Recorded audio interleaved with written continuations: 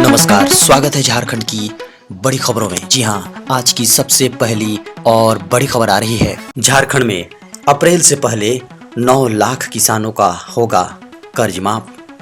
दोस्तों, मुख्यमंत्री हेमंत सोरेन ने महागठबंधन सरकार के 1 साल पूरे होने पर 29 दिसंबर को किसानों के कर्ज माफी के बड़े फैसले का ऐलान किया था। किसान कर्ज माफी योजना के तहत 2000 करोड़ रुपए की स्वीकृति दी गई है। सरकार ने राज्य के 9 लाख किसानों के 50,000 तक के ऋण माफ करने की घोषणा की है। आपको बता दें कि चालू वित्त वर्ष में इसकी प्रक्रिया शुरू हो गया है। किसान कर्ज माफी योजना के लिए 2000 करोड़ रुपए की स्वीकृति दी गई है। इस राशि से सभी रैयत और गैर रैयत के 50,000 रुपए तक के ऋण माफ किए जाएंगे। दोस्तों, अगली बड़ी खबर आ रही है। झारखंड में टाना भगतों के लिए बनेंगे 3 कमरों के पक्के मकान। जी हां, झारखंड में टाना भगतों के लिए 543 3 कमरों के पक्के मकान स्वीकृत किए गए हैं। ग्रामीण विकास विभाग ने कुल 620 आवासों के लिए अस्थायी वेटिंग लिस्ट बनाई थी। इसमें से 42 के आवेदन को अयोग्य पाया गया है, यानी पीएम आवास योजना के तहत आवास पाने के लिए ये आवेदक अर्हता पूरी नहीं कर रहे थे। ऐसे में इन्हें आवास योजना का लाभ नहीं दिया गया। ये आवास चतरा, गुमला, सिमडेगा, खूंटी, लोहरदगा, लातेहार, पलामू और रांची जिले के टाना भगतों के लिए स्वीकृत हुए हैं। इस योजना के तहत 2 कमरे का पीएम आवास बनना है, लेकिन टाना भगत के मामले में विशेष रूप से 3 कमरे बनाए जाएंगे, यानी एक अतिरिक्त कमरे की स्वीकृति दी गई है। सरकार ने उन्हें विशेष लाभ देने के लिए ऐसा किया है। खबर है, जैक ने स्कूलों से मांगा 8वीं बोर्ड के छात्रों की संख्या। जी हां, झारखंड में 8वीं की बोर्ड परीक्षा की तैयारी शुरू हो गई है। आपको बता दें कि इसको लेकर सभी जिला शिक्षा पदाधिकारियों को 30 जनवरी तक 8वीं के विद्यार्थियों की संख्या अंतिम रूप से जैक को भेजने को कहा गया। खबरों की माने तो जैक द्वारा फरवरी में 8वीं के विद्यार्थियों के परीक्षा फॉर्म जमा लेने की प्रक्रिया शुरू की जाएगी। साथ ही हाई स्कूलों की अस्थायी मान्यता की प्रक्रिया शुरू की गई है। स्कूलों की जांच के लिए संबंधित जिला शिक्षा पदाधिकारी की अध्यक्षता में 3 सदस्यीय कमेटी का गठन किया गया है। खबर है, झारखंड मेडिकल कॉलेज नामांकन मामला, सुप्रीम कोर्ट ने मांगी प्रोग्रेस रिपोर्ट। दोस्तों, निजी मेडिकल कॉलेज की फीस ज्यादा होने के कारण मध्यम वर्ग के छात्रों का नामांकन मुश्किल हो रहा है। आपको बता दें कि झारखंड में कई ऐसे छात्र हैं जिन्होंने national eligibility cum entrance test में 600 तक अंक प्राप्त करने के बाद भी किसी मेडिकल कॉलेजों में नामांकन नहीं हो पा रहा है। कई अभिभावकों ने इस मामले में सुप्रीम कोर्ट में याचिका दाखिल की है। बीते दिनों इस पर सुप्रीम कोर्ट में एम नागेश्वर राव की 3 सदस्यीय खंडपीठ में सुनवाई हुई। इसमें खंडपीठ में झारखंड सरकार से 1 सप्ताह में पूरे मामले की प्रोग्रेस रिपोर्ट मांगी है। खबर है, लालू की जमानत पर होगी 29 जनवरी से सुनवाई। दोस्तों, बड़ी खबर आ रही है। चारा घोटाले में सजा काट रहे लालू प्रसाद यादव की जमानत याचिका पर 29 जनवरी को सुनवाई निर्धारित की गई है। आपको बता दें कि इससे पहले लालू प्रसाद की ओर से अपनी कस्टडी की अवधि को लेकर एक रिपोर्ट अदालत में दाखिल की गई थी और उसी दौरान जमानत पर जल्द सुनवाई के लिए विशेष आग्रह किया था। आपको बता दें कि यह मामला दुमका कोषागार से अवैध निकासी से संबंधित है।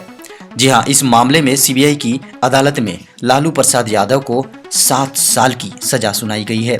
लालू प्रसाद की ओर से इस मामले में आधी सजा पूरी करने की और कई तरह की बीमारियों का हवाला देते हुए जमानत की गुहार लगाई गई है। खबर है, एसएससी में निकली बम्पर भर्ती, 31 जनवरी तक करें आवेदन। दोस्तों, बेहद बड़ी खबर आ रही है। जी हां, अगर आप नौकरी करना चाहते हैं तो यह खबर आपके लिए बहुत इंपॉर्टेंट है।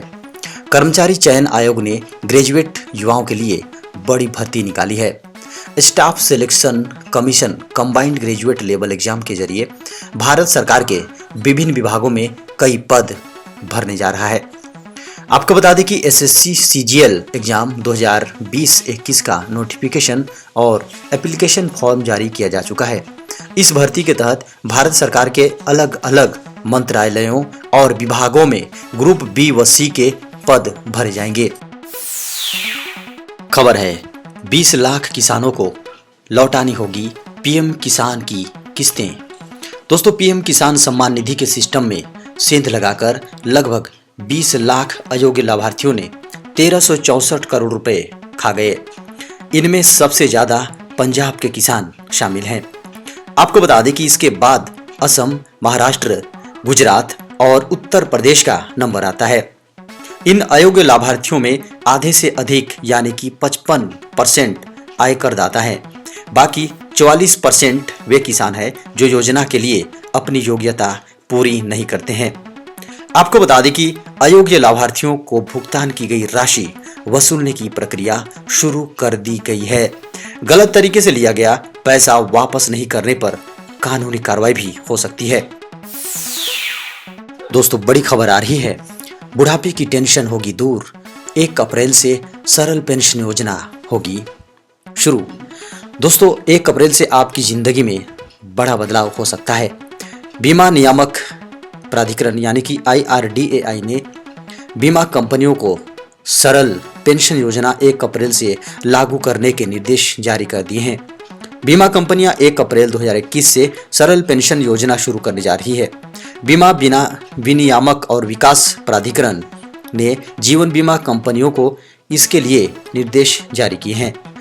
सरल पेंशन प्लान के तहत बीमाकर्ता के नाम से सिर्फ 2 वार्षिकी यानी एन्युटी विकल्प रहेगा।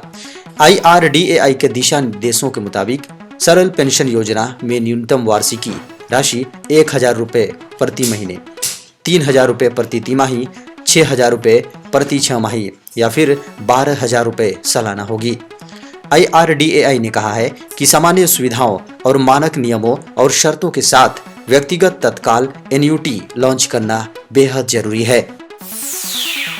खबर है 21,000 से कम सैलरी पाने वालों के लिए बड़ी खुशखबरी। दोस्तों, अब एम्प्लॉय स्टेट इंश्योरेंस कॉरपोरेशन के लाभार्थी ESI स्कीम के तहत सभी 735 जिलों में स्वास्थ्य सेवाएं प्राप्त कर सकते हैं। आगामी 1 अप्रैल से इन सभी जिलों में इन सदस्यों को स्वास्थ्य से जुड़ी सेवाएं मिलनी प्रारंभ हो जाएगी। वर्तमान में यह सुविधा पूरी तरह से केवल 387 जिलों में ही मिलती है। इसके अलावा 187 जिलों में आंशिक सेवाएं मिलती है, जबकि 161 जिलों में ESIC सदस्यों को कोई स्वास्थ्य सेवा नहीं मिलती है। ESIC के तहत सदस्यों को हेल्थ सेंटर्स और टाई अप वाले अस्पतालों में स्वास्थ्य सेवाएं मिलती हैं। ESIC अब प्रधानमंत्री जन आरोग्य योजना यानी ABPMJAY के तहत अपने सभी सदस्यों को स्वास्थ्य से जुड़ी सेवाएं मुहैया कराती है। कुछ महीने पहले ही इसे लेकर एक सहमति बनी है। आपको बता दें कि ESIC के स्टैंडिंग कमेटी के सदस्य SP तिवारी के अनुसार बुधवार को हुई बैठक में स्टैंडिंग कमेटी ने ABPMJAY के तहत प्रबंधन के लिए प्रस्तावित बजट को मंजूरी दे दी है। आपको बता दें कि देश भर के सभी जिलों में 1 अप्रैल 2021 से इंश्योर्ड व्यक्तियों को स्वास्थ्य सेवाएं मिल सकेंगी। खबर है सरकारी कंपनियों के निजीकरण के लिए कैबिनेट ने निजीकरण नीति को दी मंजूरी। दोस्तों, बेहद बड़ी खबर आ रही है। केंद्रीय कैबिनेट ने पब्लिक सेक्टर अंडरटेकिंग्स यानी PSU के लिए निजीकरण नीतियों के रास्ते को साफ कर दिया है। इस बारे में विस्तृत जानकारी बजट में वित्त मंत्री निर्मला सीतारमण के भाषण में शामिल होगा। इस नीति के आधार पर ही स्ट्रेटेजिक और नॉन स्ट्रेटेजिक सेक्टर्स में सरकार की मालिकाना वाली इकाइयों का रोड मैप तय होगा। बुधवार को कैबिनेट बैठक मामले में इस पर चर्चा हुई है। एक मीडिया रिपोर्ट में 2 वरिष्ठ सरकारी अधिकारियों के हवाले से इस बारे में जानकारी मिली है।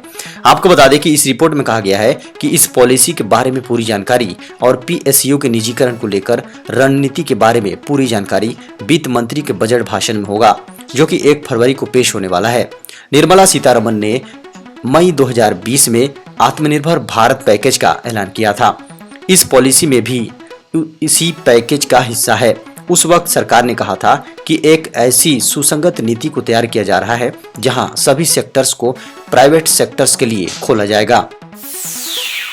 खबर है 2 फरवरी को जारी होगा सीबीएसई एग्जाम का शेड्यूल। दोस्तों, केंद्रीय माध्यमिक बोर्ड सीबीएसई इस साल होने वाली 10वीं और 12वीं की बोर्ड परीक्षाओं के शेड्यूल का ऐलान 2 फरवरी को करने जा रहा है।